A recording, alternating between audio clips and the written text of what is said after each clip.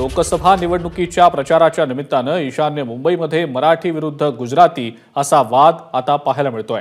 ठाकरे गटाच्या मराठी पदाधिकाऱ्यांना गुजराती रहिवासी राहत असलेल्या सोसायटीत प्रचार करायला थांबवण्यात आलाय।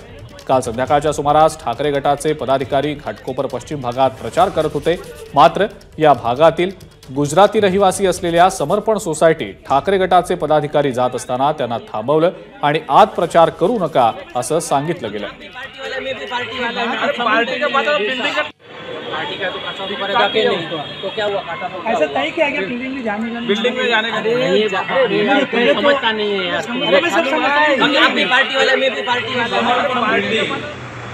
येथे गेट वरती गेल्यास तेथील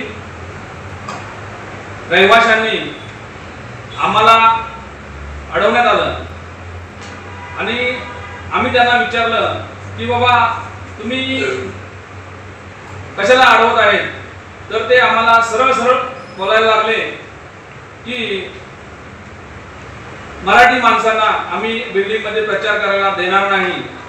तर आम्ही त्यांना सांगितलं की आम्ही लीगली परमिशन घेऊन संविधानाप्रमाणे आम्ही प्रचार करत आहोत। तर त्यांनी तेथे गुजराती आणि मराठी जातीय वाद करण्याचा प्रयत्न केला। या प्रकारावर खासदार संजय राऊत यांनी नेमकी काय प्रतिक्रिया दिली आहे ते देखील पाहूया।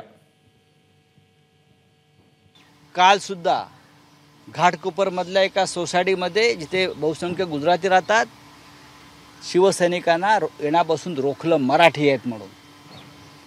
बुलचट शिवसेना काय करते, ही जी नाही शिवसेना फडणवीस गट ही सेना आहे, काय करते प्रश्न आमच्या समोर।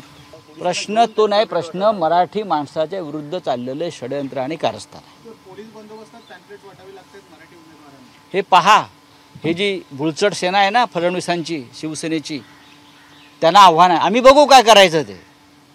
उद्धव ठाकरे यांच्या नेतृत्वाखालच्या शिवसेनेने आव्हान स्वीकारलेलं आहे, हे आव्हान आम्ही स्वीकारलंय, आम्ही लढू, आम्ही लढणार आहोत। पण हे जे आमची शिवसेना खरी म्हणणारे जे आहेत बुलचट, ते काय बोलतात ह्याच्यावर ते स्पष्ट व्हायला पाहिजे। एबीपी माझा, उघडा डोळे बघा नीट।